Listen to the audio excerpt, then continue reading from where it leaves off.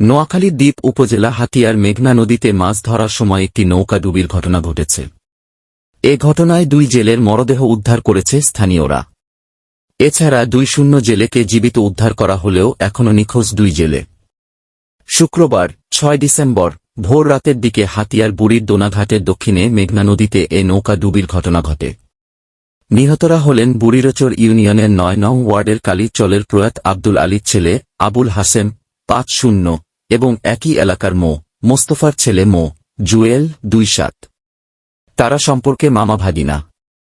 স্থানীয়রা জানান, বুধবার রাতে 2-4 জন জেলে নিয়ে স্থানীয় রবিউল মাঝির একটি নৌকা হাতিয়ার বুড়ির দোনাঘাটের দক্ষিণে মেঘনা নদীতে বেহুন্দি জাল বসাতে যায়। আজ শুক্রবার ভোরে ডুবোচরের সাথে ধাক্কা লেগে নৌকাটি উল্টে যায়। এ সময় 2 জন জেলে সাঁতরে তীরে উঠতে সক্ষম হলেও 4 জন থেকে যান। পরে স্থানীয় জেলেরা নৌকার ভেতর থেকে আবুল হাসেম ও জুয়েলের মরদেহ উদ্ধার করেন। দেলোয়ার ও ইরান নামে অপর 2 জেলে এখনও নিখোঁজ রয়েছেন। এ ঘটনায় নিহত জেলেদের গ্রামের বাড়িতে শোকের মাতম বইছে। নলচিরা নৌপুলিশ ফাঁড়ির ইনচার্জ টিটু কুমার নাথ জানান, খবর পেয়ে নৌপুলিশের একটি টিম ঘটনাস্থলে যায়। নিহত জেলেদের মরদেহ তাদের পরিবারের কাছে হস্তান্তর করা হয়েছে। নিখোঁজ জেলেদের উদ্ধারের চেষ্টা চলছে।